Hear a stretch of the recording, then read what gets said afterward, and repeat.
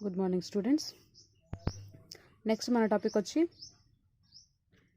విద్యుదయస్కాంత తరంగాల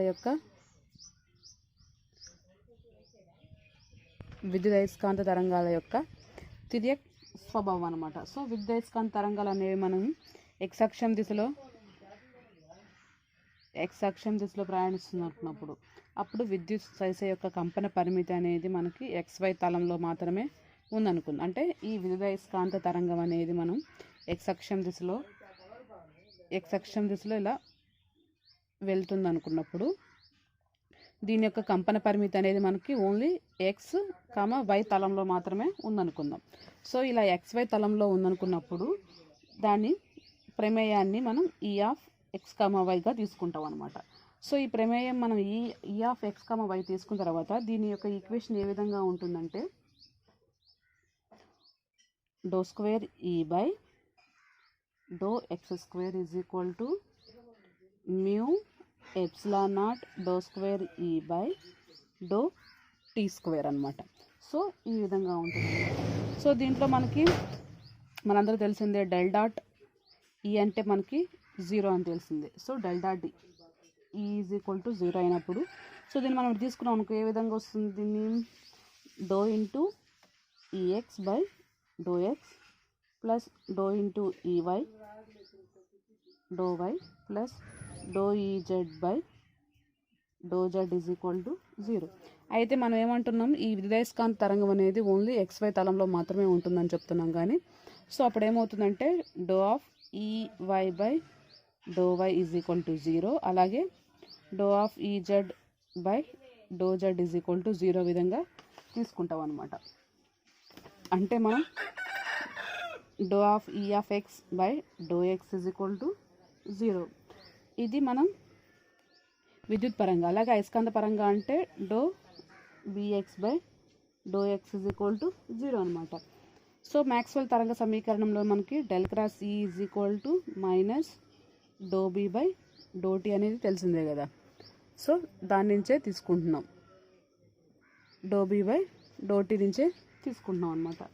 సో దీని నుంచి తీసుకున్నప్పుడు మనం ∇ X E అంటే మనం ఏదైనా చేస్తాం IJK ∂/∂x ∂/∂y ∂/∂z ఇది EX EY EZ. అలాగే ∂/∂t - B అంటే మనం IBX plus JBY plus KBZ. So BX BY BZ అనమాట. సో దీని లోపలికి మనం మల్టిప్లై చేసుకున్నాం అనుకో minus into I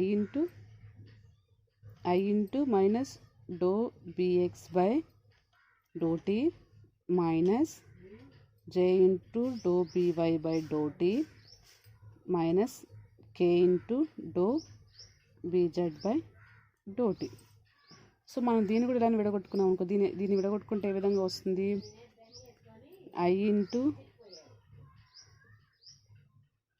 ∂EZ/∂y minus ∂EY/∂z minus J into ∂/∂x అంటే EZ minus ∂EX/∂z plus K into ∂EY/∂x minus ∂EX/∂y is equal to minus I into ∂BX/∂t minus J into ∂BY/∂t minus K into ∂BZ/∂t. So ఇవి ఇప్పుడు దానికి మనం equal చేసుకున్నాం అనుకోండి. ఇప్పుడు first మనం I equal చేసామనుకోండి, ∂EZ/∂y minus ∂EY/∂z is equal to minus I into ∂BX/∂t. So both సైడ్న మనకి I అనేది క్యాన్సిల్ అవుతుంది.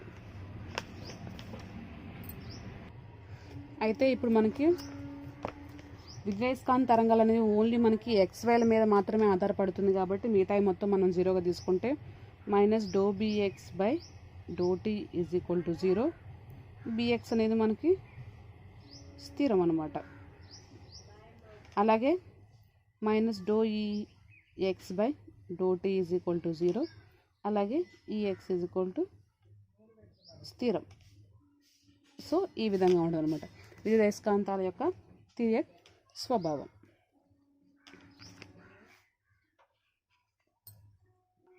నెక్స్ట్ మన టాపిక్ వచ్చి పాయింటింగ్ సిద్ధాలు. ఇది మోస్ట్ ఇంపార్టెంట్ మనకి 12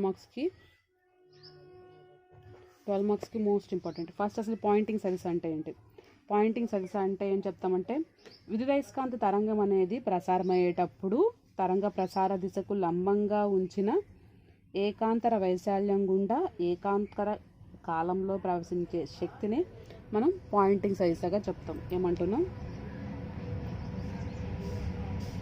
విద్యుదయస్కాంత తరంగం ప్రసారమయ్యేటప్పుడు తరంగ ప్రసార దిశకు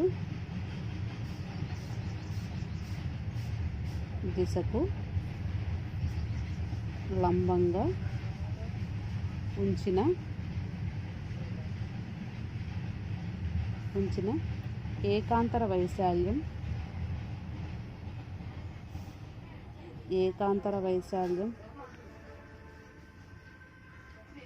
ఏకాంతర వైశాల్యం గుండా ఏకాంతర కాలంలో ప్రసరించే శక్తిని పాయింటింగ్ సదిశ అంటారు.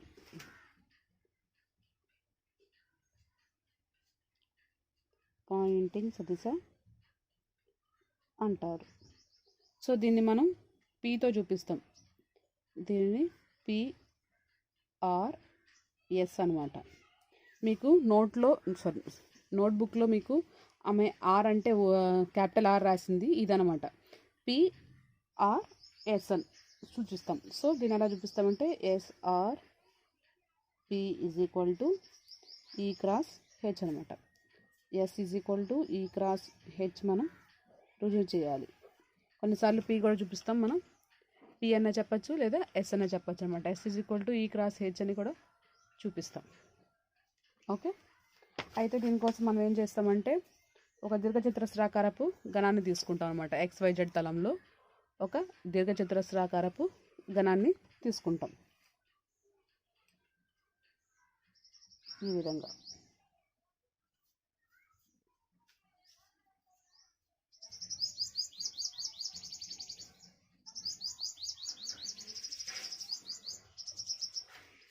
ఈ విధంగా XYZ తలంలో ఒక దీర్ఘచతురస్రాకారపు ఘనాన్ని తీసుకుంటాం. ఇది X axis, Y axis, Z axis. X, Y, Z. ఇదేమన్నా dx, dy, dz. So dx, dy, dz తీసుకుంటాం అనమాట. అంటే ఒక దీర్ఘఘనం ఒక యానకంలో ఉందని మనం ఊహించుకుంటాం అనమాట. అప్పుడు దాని యొక్క భుజాలు మనకి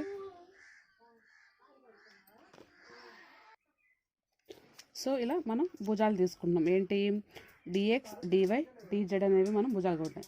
అయితే ఇది మనం దీర్ఘఘనం అంటున్నాం కాబట్టి దీని యొక్క ఘనపరిమాణాన్ని మనం dvగా అనుకుంటున్నాం. So dv is equal to ఘనపరిమాణం dx, dy, dz అనమాట. ఇలా మనకి పటంలో చూపినట్టుగా ఒక x అక్షం దిశలో ప్రసారం అవుతున్నాయి అనుకుందాం. అప్పుడు x అక్షంలో మనం ఓన్లీ ఈ దీర్ఘఘనం యొక్క అంటే ఈ దీర్ఘఘనం అనేది ఓన్లీ x అక్షం దిశలోనే ప్రసారం అవుతున్నప్పుడు దీర్ఘఘనం యొక్క భుజాలని మనం x, y, zగా తీసుకుంటున్నాం అనమాట. అంటే ఇవి మనం ఏమంటున్నాం? తరంగ ప్రసార దిశకు లంబంగా ఉంచినప్పుడు దాని యొక్క వైశాల్యం గుండా ఏకాంతర కాలంలో ప్రవేశింపజేసే శక్తిని పాయింటింగ్ సదిశ అంటున్నాం. కాబట్టి తరంగ ప్రసార దిశకు లంబంగా ఉన్న తలాలు ఏమిటి? మనం x అక్షం దిశలో ప్రసారం చేస్తున్నప్పుడు దీనికి లంబంగా ఉన్న తలాలు మనకి y, z అనమాట. సో ds దాని వైశాల్యం ds is equal to dy, dz అనుకుంటున్నాం. అంటే ds వైశాల్యం గుండా ఈ శక్తిలో ప్రవహించే డిఎస్ వైశాల్యం గుండా ప్రవహింపజేసే శక్తి రేట్ను మనం తీసుకుంటాం. DS is equal to minus P into డిఎస్గా. అప్పుడు దీర్ఘకణంలో శక్తి ప్రసరిస్తుంది కనుక ఇది మనకి రుణాత్మకంగా తీసుకుంటున్నాం అనమాట. అలా కాకుండా వైశాల్యం గుండా ప్రవహించే శక్తి రేటు తీసుకుంటాం. సో వైశాల్యం గుండా అంటున్నాం కాబట్టి ఎస్ అనమాట. S is equal to integral of P dot డిఎస్గా తీసుకుంటున్నాం. అయితే మనకి విద్యుత్ మరియు అయస్కాంత క్షేత్రంలో మనకి ఏకాంక ఘనపరిమాణంలో గల శక్తులు వరుసగా రాయిద్దాం. ఏ విధంగా రాస్తామంటే U is equal to half epsilon naught E square plus half mu naught H స్క్వేర్గా తీసుకుంటున్నాం. అంటే డివి ఘనపరిమాణంలో శక్తిలో తగ్గుదల రేటు మనం ఏ విధంగా తీసుకున్నామంటే minus do by do V of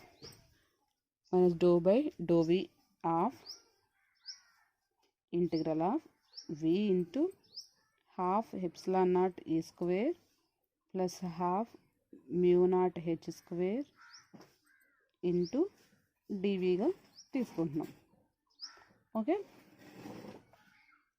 so లోపలికి మల్టిప్లై చేద్దాం. ఇది వి కాదు, D, do by do T. So లోపలికి మల్టిప్లై చేస్తే integral of V half epsilon naught do E square by do T, దీన్ని మనం డెరివేటివ్ చేయాలి.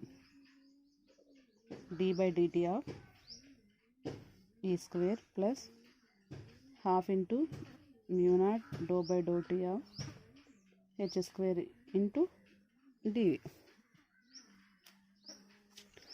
సో డెరివేటివ్ చేస్తే ఇంటిగ్రల్ ఆఫ్ వి మైనస్ ఉంది, minus half into epsilon naught, ఇప్పుడు ఈ square derivative 2e, మళ్ళీ అలాగే ఈకి డో ఈ by do t plus half into mu naught doe square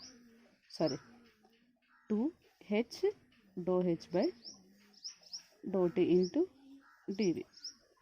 half half half half cancel, మిగిలింది ఏంటి minus volume integral of epsilon naught e doe ఈ by do t plus mu naught h doe H by do t into d v. So Maxwell మనం 3వ equation అలాగే 4వ equation తీసుకుందాం. So 3వ equation తీసుకున్నామంటే మనకి del cross E is equal to minus do B by do T కలిసిందే కదా. సో దీంట్లో మనకి బి ఈజ్ ఈక్వల్ టు అంటే మ్యూ నాట్ హెచ్ అనమాట. దాన్ని మనం ప్రతిక్షేపించామనుకోండి, అప్పుడేమొస్తుంది del cross E is equal to minus mu naught do H by do T. దీని నుంచి మనం do H by do T తీసుకుందాం. Do H by do tea is equal to minus del cross E by mu naught. అలాగే Maxwell 4th equation ఏంటిది, del cross H is equal to minus doe d by do t అనమాట. So దీని నుంచి del cross H, D అంటే మనం epsilon naught తీసుకుంటాం కదా, so minus epsilon naught E D. So దీని నుంచి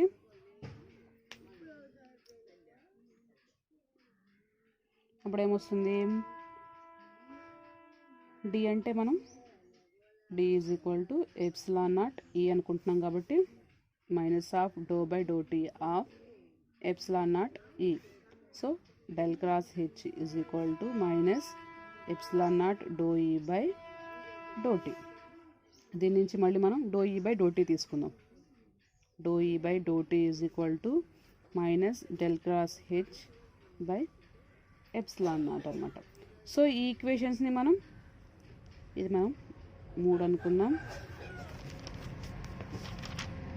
అలాగే ఇది 2, ఇది 1. సమీకరణం 1, 2, 3 నుండి డో ఈ బై డో టీ అలాగే doe H by do tea అంటే ప్రతిక్షేపించుకుందాం. అప్పుడు సమీకరణం 1, 2, 3ల నుండి అప్పుడేమొస్తుంది మనకి volume integral of epsilon naught e. రెండో సమీకరణం ఏంటిది? Del cross H by epsilon naught minus ఇక్కడ మనకి ప్లస్ ఉంది. సో ఆల్రెడీ మనకి మైనస్ ఉంది కాబట్టి మ్యూ నాట్ హెచ్ ఇంటూ ఇది మైనస్ ఉంది కాబట్టి mu naught H into del cross H ఇది del cross H by epsilon naught. Epsilon not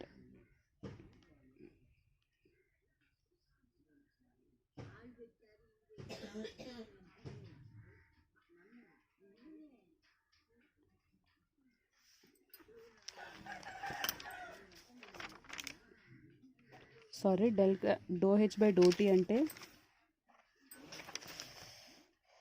ఇది ఈ, ఇక్కడ మ్యూ నాట్, ఇది హెచ్ కరెక్ట్ వేసా ఫస్ట్, ఇది హెచ్ ఎప్సిలాన్ నాట్, ఈ రెండు cancel. So volume integral of E into del cross H minus H into del cross E into D V ఉంది మర్చిపోవద్దు, into డివి.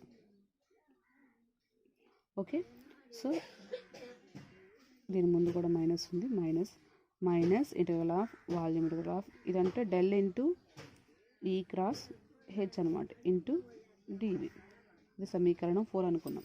అయితే గాస్ అపసరణ సిద్ధాంతాన్ని ఉపయోగించి మనం ఘనపరిమాణ సమాకలనాన్ని మనం సర్ఫేస్ ఇంటిగ్రల్గా తీసుకోవచ్చు కదా. సో దాని నుంచి మనం E cross H into D S, ఇది ఈక్వేషన్ 5 అనుకున్నాం. అలాగే మనకు ఆల్రెడీ సర్ఫేస్ ఇంటిగ్రల్ అంటే integral of P dot D S, so దాన్ని కూడా తీసుకుందాం. సో దాన్ని మనం minus of P dot D S, దీన్ని 6th అనుకుంటే ఈ రెండు సమీకరణాలను ఈక్వల్ చేస్తే మనం surface integral of P dot D S is equal to surface integral of E cross H into D S. D S surface integral, అలాగే మైనస్ కూడా ఉంది కదా, మైనస్ క్యాన్సిల్. సో మిగిలింది ఏంటి మనకి? P is equal to E cross H అనమాట. So Poynting సజెసర్ ఈ cross H.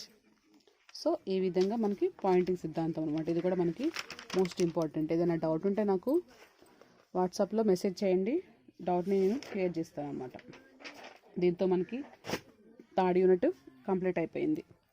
Next ఇంకా మనకి 4th యూనిట్ ఉంది. సో 4th యూనిట్ కాలాలతో పాటు మారే విద్యుత్ ప్రవాహాలు. సో అది మనం చెప్పుకుందాం నెక్స్ట్. Thank you.